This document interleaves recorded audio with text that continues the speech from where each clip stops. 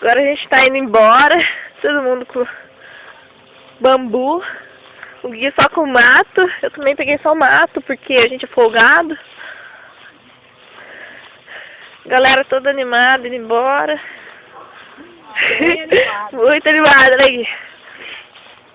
Também, os meninos estão pulando lá na lagoa ainda. Ainda tô olhada, tá frio. Daqui a pouco vai escurecer, que horas são? 4 e pouco. Não vai escurecer, não. Ô, que hora que é? Todo mundo indo embora, ninguém espera. E é isso aí. São Paulo tá perdendo, você sabe. Ninguém espera. Né? Ninguém espera. Enfim. Daqui umas 2 horas a gente chega na civilização. Os mosquitos estão comendo a gente vivo.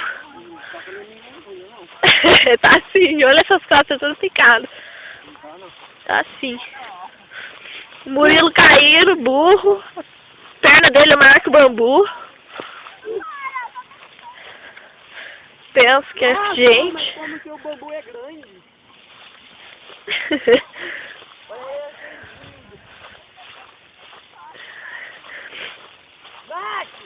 Olha o pau do Murilo.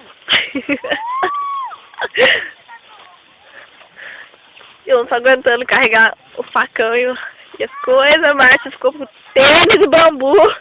Pô, quantos bambus você cortou, Márcia? A Márcia de baixo pra cortar bambu. Ficar 2 horas cortando um bambu. Caiu, filma daí. Cadê? Vai, Paola! A Thaís caiu, morreu! Que bocozona! Tinha que ser a roça. A roça. Tô filmando, cara. Olha a minha bola!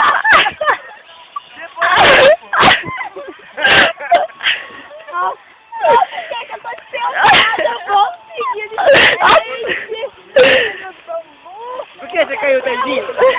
agora. Por que você caiu, Tandinho? Porque eu pisei no bambu.